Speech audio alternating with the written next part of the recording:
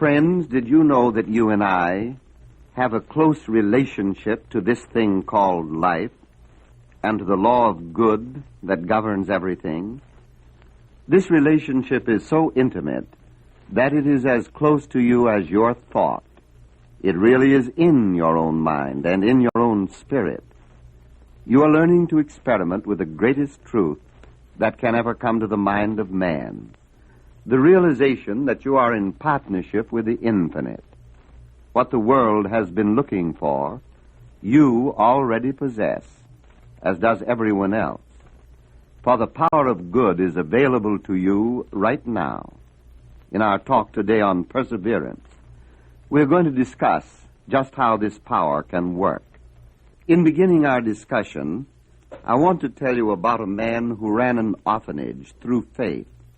One who had such a complete faith that no matter what was needed, when he prayed, the need was always met. One day the steward of this orphanage came to him, told him they had no food for the children's dinner.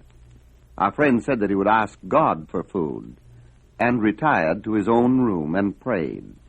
About 30 minutes before mealtime, the steward again came to him saying, "There is no food."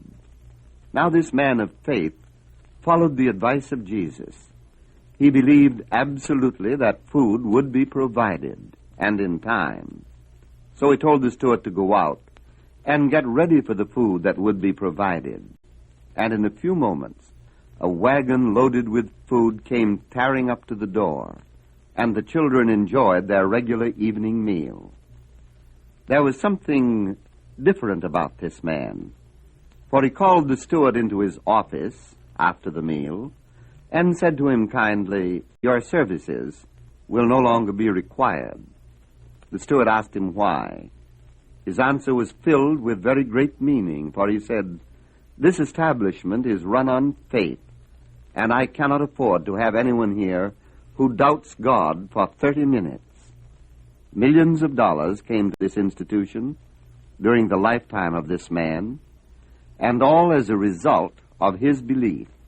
His life was filled with miracles of faith." Here was a man who wouldn't permit himself to doubt, even for 30 minutes. He was like the woman Jesus told about, who came to a judge in the middle of the night and asked for help. She rapped at the door, and the judge told her to go away and come back again in the morning, that he and his family were in bed and didn't wish to be disturbed. But the woman paid no attention whatsoever. She just kept right on rapping until finally, in exasperation, the judge opened the door and attended her needs. Now, Jesus was the wisest man who ever lived, and he wouldn't have told us this story unless it had a deep meaning for us.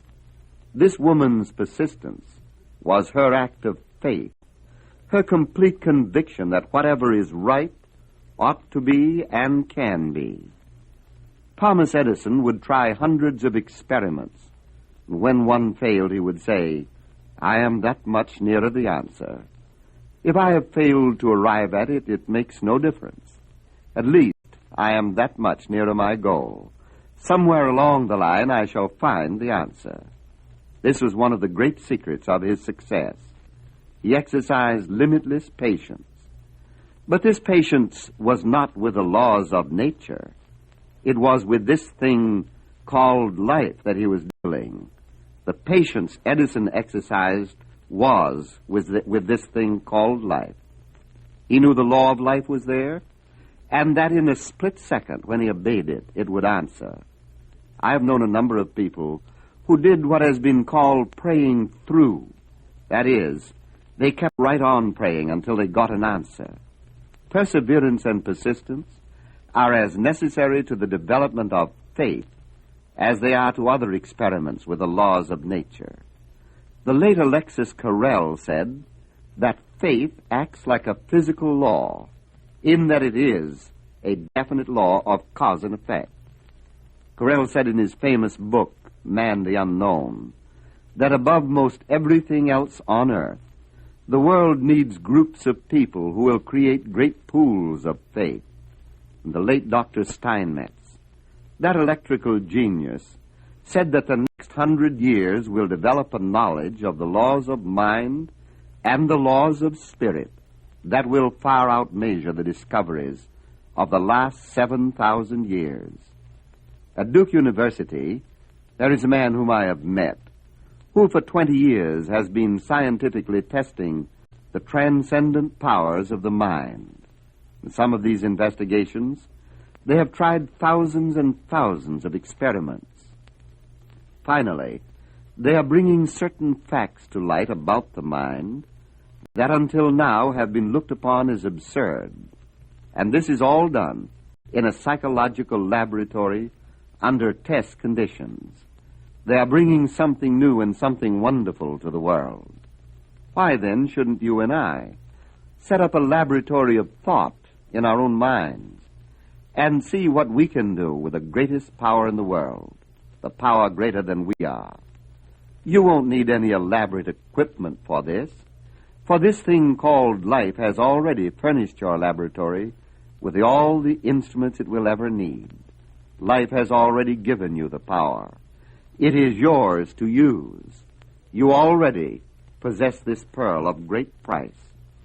Take then such conviction as you have, and of each act of faith, fashion a pearl to string on the rosary of your hope. What if you do have memories of failure and doubt? They are only the experiments that didn't work out. And why shouldn't you, too, have the same conviction that Edison, Steinmetz, and Jesus had? What if there have been waste places in your life? There is no use crying over spilt milk. The dairyman will be bringing another bottle in the morning. And so life comes new and fresh when the sun of hope rises to dispel the darkness of fear and uncertainty.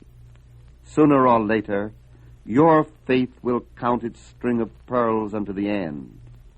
Find there the symbol of the ages, the union of God with man.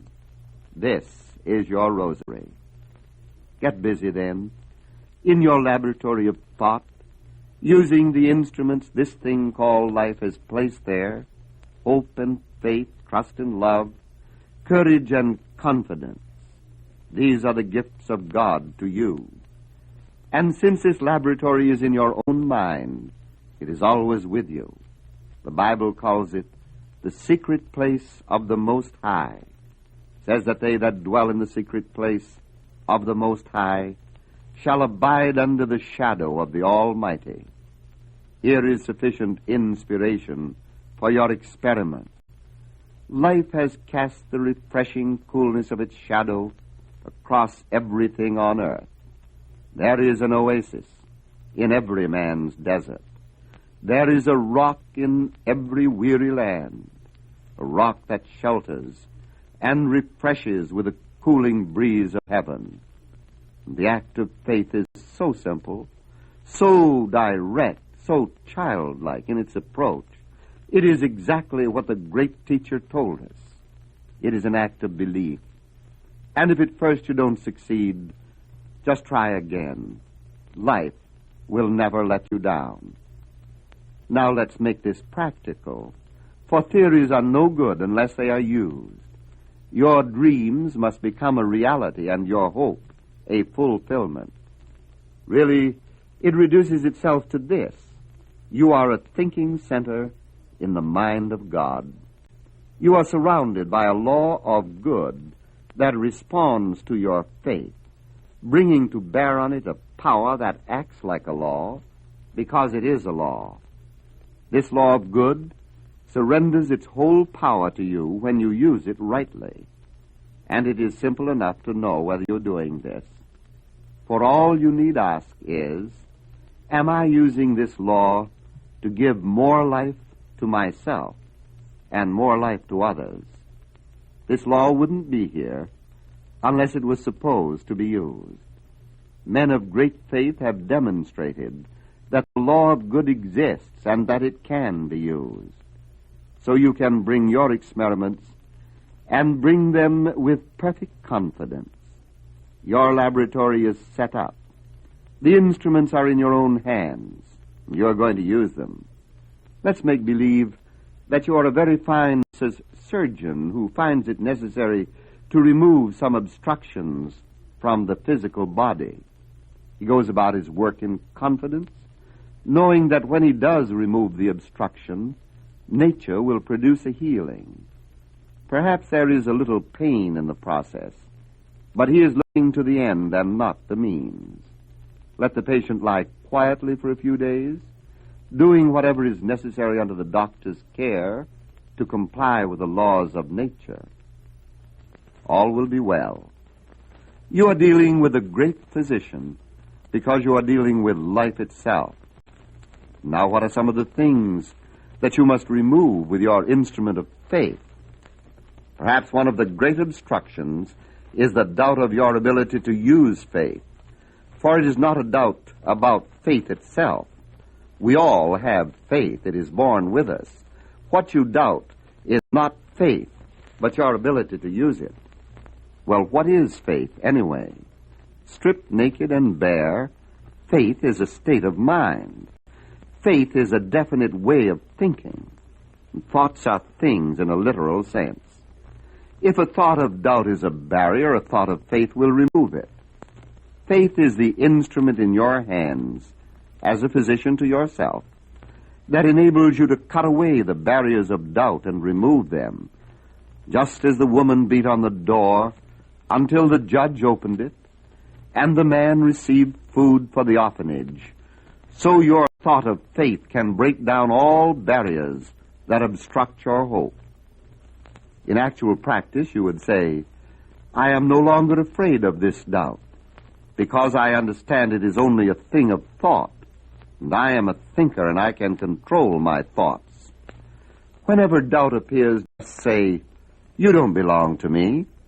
I refuse to entertain you. Just run along and mind your own business. And then if the doubt says, but I am asleep with my family, go away until tomorrow. Don't forget the woman who persevered. Just keep beating on the doorway of your faith until some unseen hand opens it and you enter and find justification for your persistence. And God will never let you down. All the powers of the universe will conspire on your behalf. Doesn't make the slightest difference what your past has been or how many times you may have failed. Life itself cannot fail, and it won't fail you. If you have tried 1,000 times, remember that at universities they sometimes try an experiment many thousands of times, and so can you. But just as they know that there is an immutable law of nature upon which they are depending, so you may be certain that there is an immutable law of God upon which you are depending. And somewhere along the line, you will succeed. You cannot fail.